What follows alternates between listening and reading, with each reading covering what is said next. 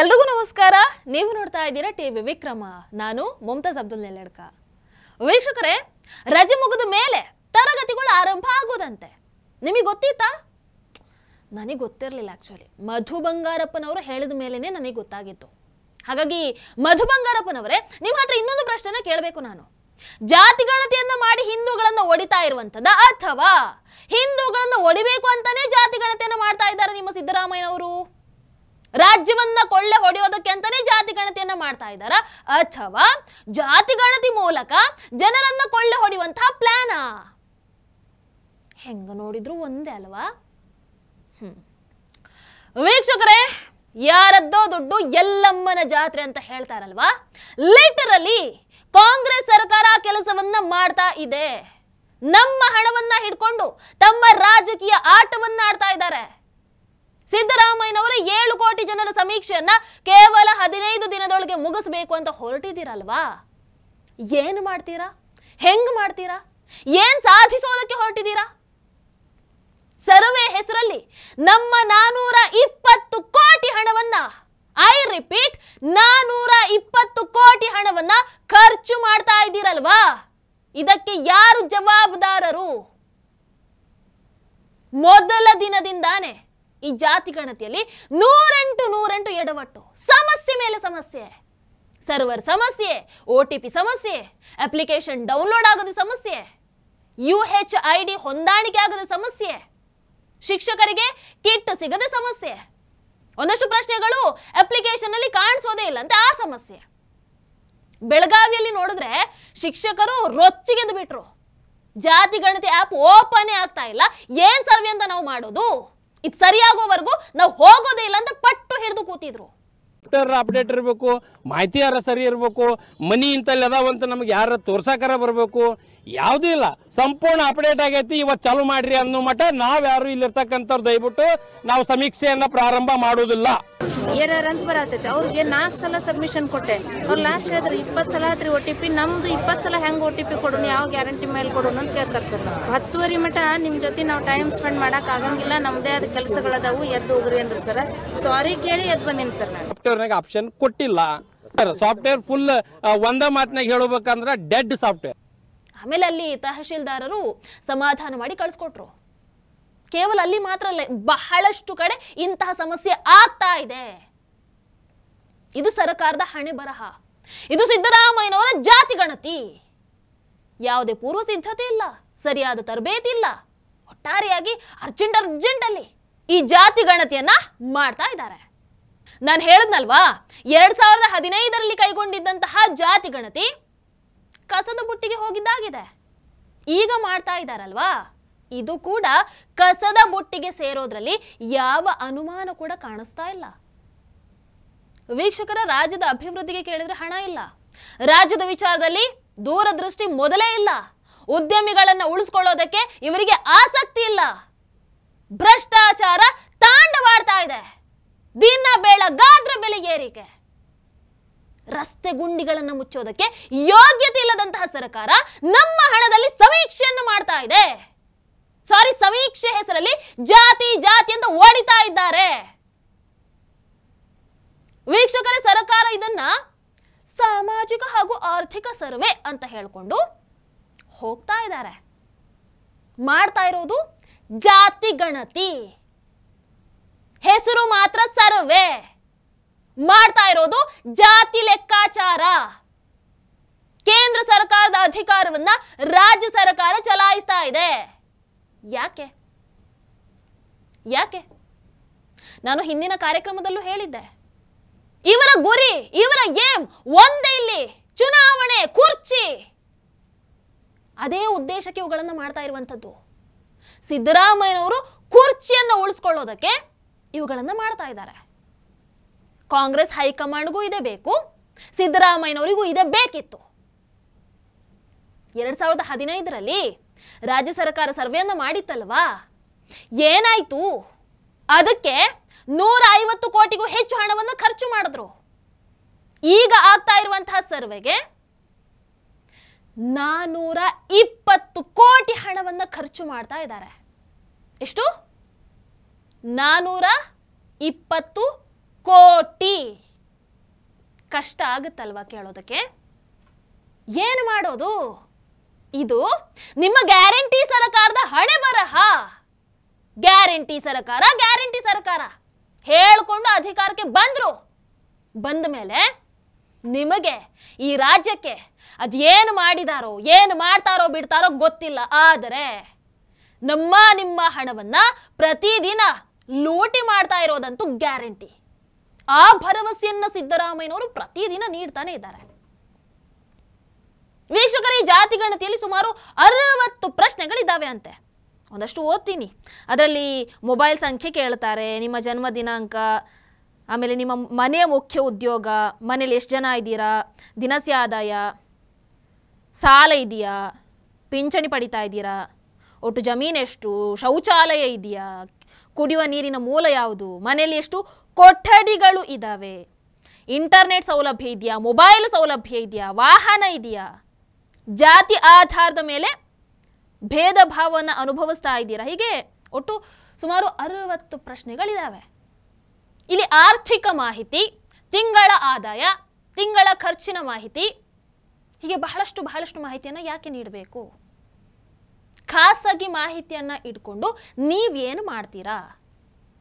ನಿಮಗಿಷ್ಟೆಲ್ಲ ಮಾಹಿತಿಯನ್ನು ಯಾಕೆ ಕೊಡಬೇಕು? ಆ್ಯಂಡ್ ಇದನ್ನು ಕೊಡೋದ್ರಿಂದ ಜನರಿಗೆ ಆಗುವಂಥ ಉಪಯೋಗ ಏನು? ಈ ಜಾತಿ ಗಣತಿ ಹೆಸರಲ್ಲಿ ನೀವು ಸಂಗ್ರಹ ಮಾಡಿದಂಥ ಅಂಕಿ ಅಂಶಗಳ ಸುರಕ್ಷತೆ ಬಗ್ಗೆ ಏನು ಗ್ಯಾರಂಟಿ ಇದೆ? ವೀಕ್ಷಕರೇ, ಕಾಂಗ್ರೆಸ್ಗೆ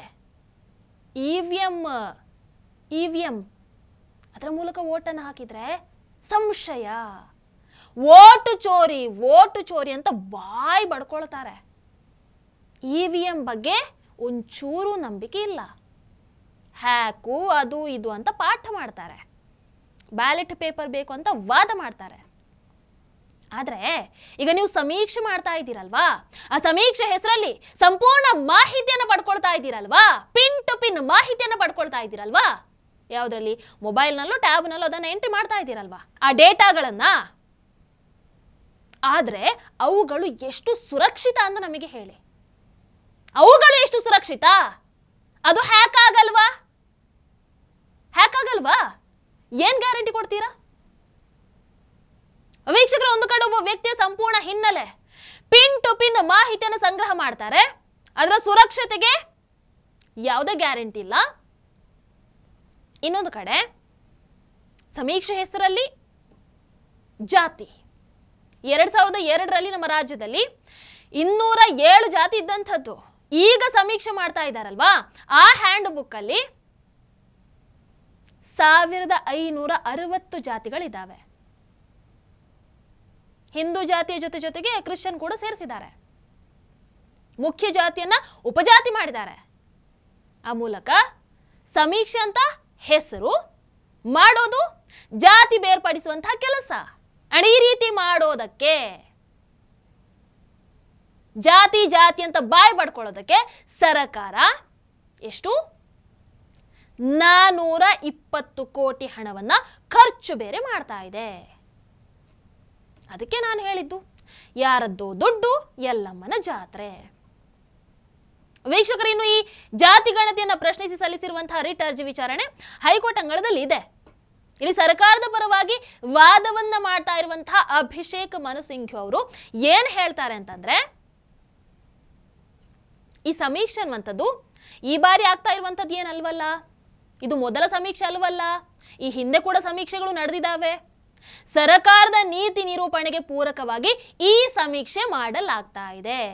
ಇದು ಸಮೀಕ್ಷೆ, ಜಾತಿ ಗಣತಿ ಅಲ್ಲ. ಸಾಮಾಜಿಕ ಕಲ್ಯಾಣ ಕಾರ್ಯಗಳಿಗಾಗಿ ಸರ್ವೆಯನ್ನ ಮಾಡ್ತಾ ಇದ್ದಾರೆ. ಅದಕ್ಕೋಸ್ಕರ ಮಾಹಿತಿ ಬೇಕಲ್ವಾ, ಅಂಕಿಅಂಶ ಸಂಗ್ರಹ ಮಾಡಬೇಕಲ್ವಾ, ನಾವು ಪಟ್ಟಿ ಸಿದ್ಧಪಡಿಸಬೇಕಲ್ವಾ, ಅದಕ್ಕೋಸ್ಕರ ಈ ಸರ್ವೆಯನ್ನು ಮಾಡ್ತಾ ಇರೋದು. ಕೇಂದ್ರ ಸರ್ಕಾರನೂ ಈ ಕೆಲಸವನ್ನ ಮಾಡಬಹುದು, ರಾಜ್ಯ ಸರ್ಕಾರ ಕೂಡ ಮಾಡಬಹುದು. ರಾಜ್ಯ ಸರ್ಕಾರ ಇದನ್ನ ಮಾಡೋ ಹಾಗೆ ಇಲ್ಲ ಅಂತ ಏನು ಇಲ್ವಲ್ಲ. ಇದು ಅಭಿಷೇಕ್ ಮನು ಸಿಂಘವಿ ಅವರ ವಾದ ಅಲ್ಲ. ಇಲ್ಲಿ ಫಸ್ಟ್ ಆಫ್ ಆಲ್ ಇದನ್ನ ಸರ್ವೆ ಅಂತ ಹೆಂಗೆ ಹೇಳ್ತೀರಾ? ಇದು ಜಾತಿ ಗಣತಿ ಅಲ್ವಾ? ಇದು ಜಾತಿ ಗಣತಿ ಕೂಡ ಹೌದು, ಸಾಮಾಜಿಕ ಆರ್ಥಿಕ ಸಮೀಕ್ಷೆ ಕೂಡ ಹೌದು. ಒಂದೇ ನಾಣ್ಯದ ಎರಡು ಮುಖಗಳೆರಡು ಕೂಡ ಅಷ್ಟೇ. ಇದು ಜಾತಿ ಗಣತಿ ಅಲ್ಲ ಅಂತಂದ್ರೆ ಯಾಕೆ ಜಾತಿಯನ್ನು ಬರೆಸ್ಕೊಳ್ತಾ ಇರುವಂಥದ್ದು ಪ್ರಶ್ನೆ ಬರುತ್ತಲ್ವಾ? ಇನ್ನು ಸರ್ವೆ ಈ ಹಿಂದೆ ಕೂಡ ಆಗಿದೆ ಅಲ್ವಾ, ಇದು ಮೊದಲನೇ ಸರ್ವೆ ಅಲ್ಲ ಅಲ್ವಾ ಅನ್ನುವಂತಹ ಪ್ರಶ್ನೆ ನಮಿಗೂ ಗೊತ್ತು. ಈ ಹಿಂದೆ ಕೂಡ ಹೌದು ಸರ್ವೆ ಆಗಿದೆ, ಆದ್ರೆ ಏನಾಯ್ತು? ಕಸದ ಬುಟ್ಟಿಗೆ ಅಲ್ವಾ ಹೋಗಿದ್ದು. ಅದಕ್ಕೆ ಖರ್ಚಾಗಿರುವಂತಹ ಹಣಕ್ಕೆ ಯಾರು ಹೊಣೆ? ಈಗ ಮತ್ತೆ 420 ಕೋಟಿ ರೂಪಾಯಿ. ಎಷ್ಟು? 420 ಕೋಟಿ. ಇದನ್ನ ಯಾರ ಮನೆಯಿಂದ ತಂದಿರೋದು? ಯಾರನ್ನ ಕೇಳಿ ಖರ್ಚು ಮಾಡೋದು? ಈ ಖರ್ಚಿಗೆ ಯಾರು ಹೊಣೆ ಗೊತ್ತಾಗಬೇಕಲ್ವಾ? ನಮ್ಮ ಹಣ ಪ್ರಶ್ನೆ ಮಾಡಬೇಕಲ್ವಾ? ಅರ್ಥ ಆಗ್ತಾ ಇಲ್ಲ. ವೀಕ್ಷಕರು, ಇನ್ನು BK ಹರಿಪ್ರಸಾದ್ ಅವರು ಹೇಳ್ತಾರೆ, 75 ವರ್ಷಗಳ ಕಾಲ ಕೆಲವರು ಮಾತ್ರ ತುಪ್ಪ ಬೆಣ್ಣೆ ತಿಂತಾ ಇದ್ರು, ಅದು ಬೇರೆಯವರಿಗೆ ಹಂಚಿ ಹೋಗ್ತಾ ಇದೆ ಅಂತ ಬೇಸರ ಒಂದಷ್ಟು ಮಂದಿಗೆ. ಅದಕ್ಕೋಸ್ಕರ ಅವರುಗಳು ಈ ಸಮೀಕ್ಷೆನ ವಿರೋಧ ಮಾಡ್ತಾ ಇರೋದು. BK ಹರಿಪ್ರಸಾದ್ ಅವರ ವಾದ. ಎಲ್ಲರೂ ಸಹ ಅವರವರ ಜಾತಿ ಬರ್ಸ್ಲಿ, ಅವ್ರ ಸಂಖ್ಯೆ ಏನಿದೆ ಅನ್ನೋದು ಗೊತ್ತಾಗಲಿ. ಎಲ್ಲರೂ ಸಹ ಕ್ರೋಢೀಕರಿಸ್ತಾನೆ ಮಾಡ್ತಾರೆ. ಉಪಜಾತಿಗಳು, ಉಪಪಂಗಡಗಳು ಎಲ್ಲವೂ ಸಹ.